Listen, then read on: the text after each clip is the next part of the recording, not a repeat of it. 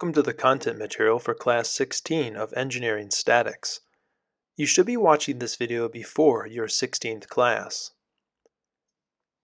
In this lesson, we will learn how to determine the forces in members of a truss using the method of sections.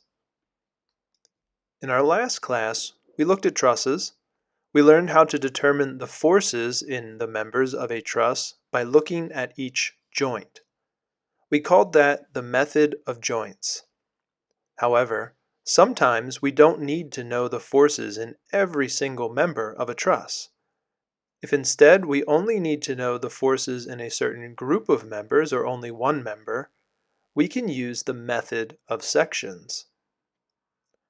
In the method of sections, we use an imaginary line to cut through the truss. Then, we solve the equation of equilibrium for that cut section. For example, if we had this truss with a 1000 Newton force applied to the end, and we wanted to know the internal forces of members BC, GC, and GF, we could use the method of joints from last class. But we would have to solve for joint A, then joint B, and then joint G. It would be a lot of work. However, if we use the method of sections, we can cut through those joints and look at this section only. We can use our equilibrium of forces in the x and the y direction, and also equilibrium of a moment equation to create three equations that allows us to solve for our three unknowns. Thus, we can solve for these three members, 1, 2, and 3, using these equations, rather than setting up three sets of equations that we'd have to solve in the method of joints. So, the procedure for solving trusses using the method of sections goes like this.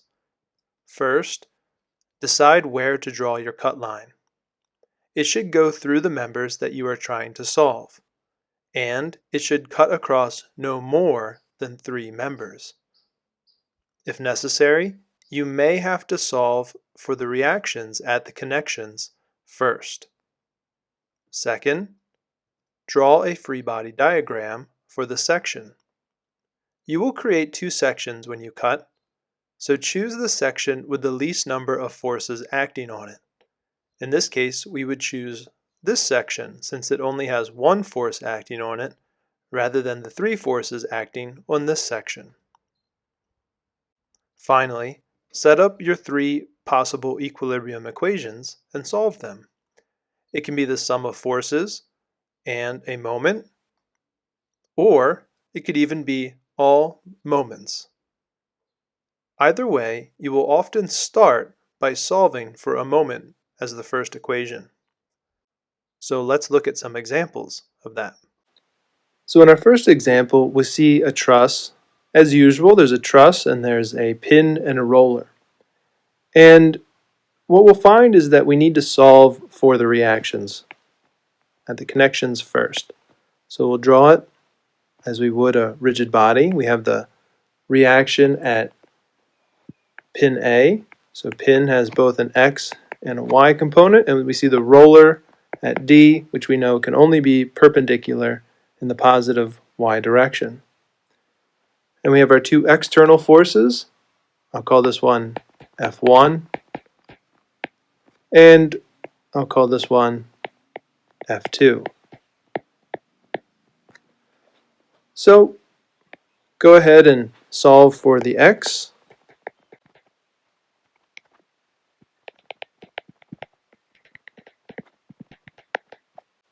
So AX is 400. Solve for the Y.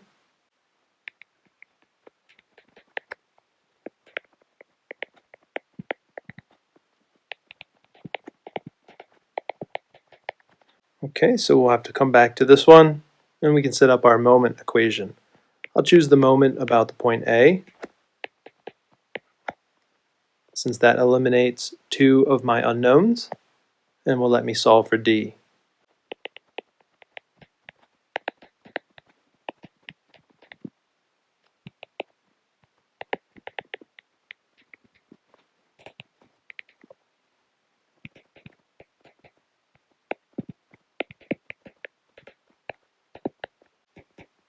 You see that D is 900 newtons, and we can go back to our y equation to find that AY is therefore 300 newtons. So we have all our reactions. Now in the problem, we're asked to solve for GE, GC, and BC. So it leads us to draw the section as it's drawn there, section AA. If we were only asked to solve for one of the members, we might have more options, but the most convenient way to draw our section in the method of sections is to draw it as it's shown there, because that cuts through all the members that we're interested in. So when we do that, we start by drawing our section. And so we still have the reactions at A, and this is point G. And what we'll do is we'll actually assume that all of them are in tension. Rather than thinking about it, we're not sure, we can just assume they're all in tension. If we get a negative answer, we know that it is compression. So this is the member GC, and this is the member BC. And we know that these two forces, GC and BC, converge at the point C. So now we can just go one by one and solve. Often we'll start with a moment. So in this case, we'll start with a moment. And I'm going to choose point C here, because what that does is that lets us solve for GE. So looking at the moment about GC, the moment about the point C, we find that there's negative moment from AY and a negative moment from the member GE.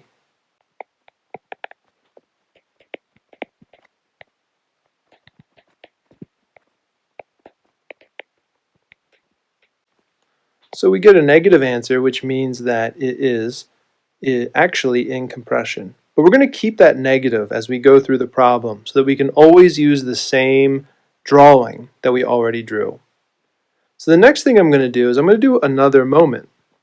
And that happens a lot in the method of sections. In fact, you can use only moments if you wish. So we'll look at the moment about the point G. Well, why the point G? Well, if we look at the point G, we see that that eliminates these two, allowing us to solve for BC. So we can use that point to solve for BC. So we have a negative moment from AY, a negative moment from AX, and a positive moment from BC.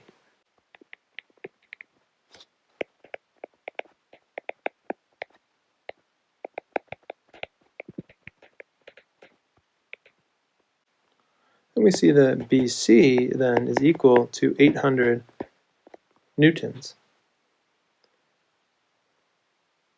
And the last thing we can do is we can solve, I'll do it in the x direction. So we can look at the x direction. That'll let us get GC. We could do the y direction if we wanted as well.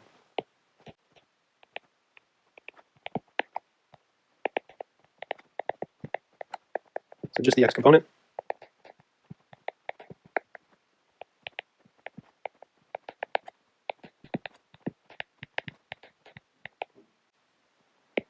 So f of GC we find will be equal to 500 newtons when we put all those numbers in. So the last thing we want to do is we want to write our answer all together in one place and indicate whether it's in compression or tension. We found that GE was a negative answer. We assumed everything was in tension, so we got a negative answer. That means that GE was in compression, while the others, BC and GC, were equal to 800 and 500 newtons, both in tension. And that's it. So you see that with the method of sections, it's a lot less work if we only need to find the forces within specific members. So in our second example of using the method of sections, we're asked to find the force within a specific member, and that's member CF. And so we have different options that we could draw, but we'll draw our section as it's shown in the picture. And we see that that is important because number one, it cuts through CF, so we need it to do that, and it cuts through three members. We don't want it to cut through more than three members because then it would be impossible for us to solve.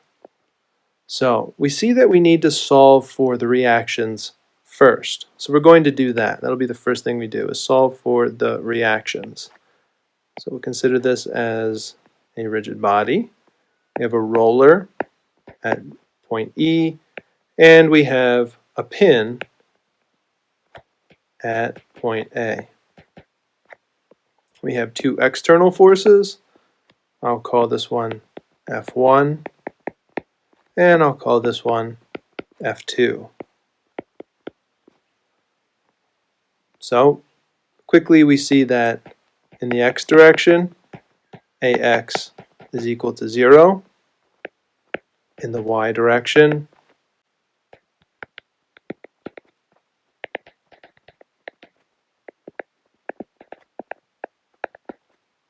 so we still have AY and E that we cannot solve. So we'll move on to the moment, and I'll do it about the point A, since again that eliminates two of the reactions and lets us solve for E. So E gives us a positive moment, and for the negative moments we have F1 and F2.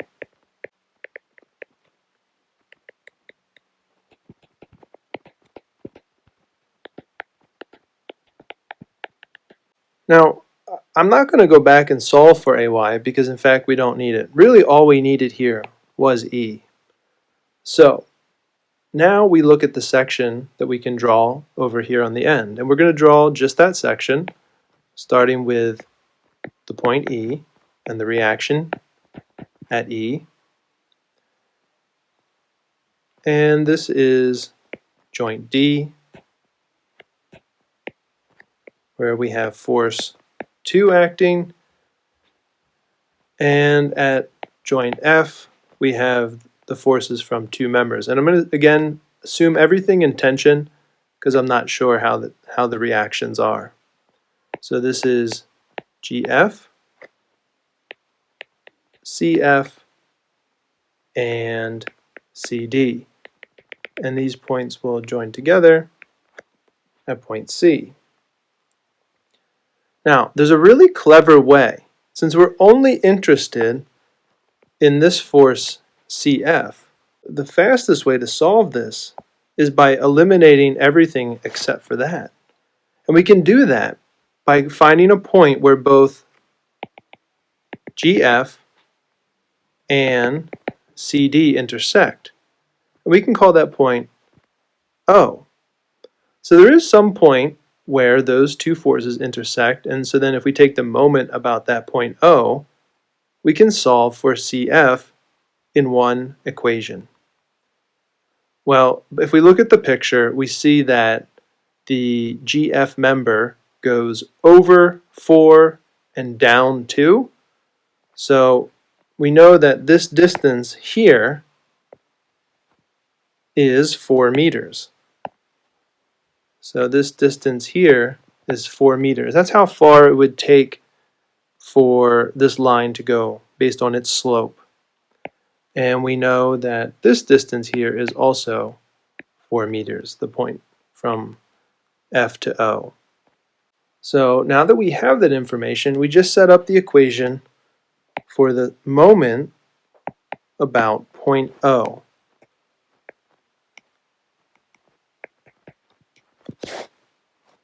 So F2 creates a positive moment, Then we have to consider both the x component of CF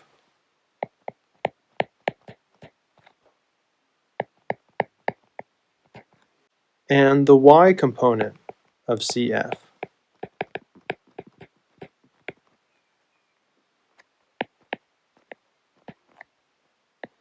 And we have a negative moment from the force E. At this point, we solve for the force CF.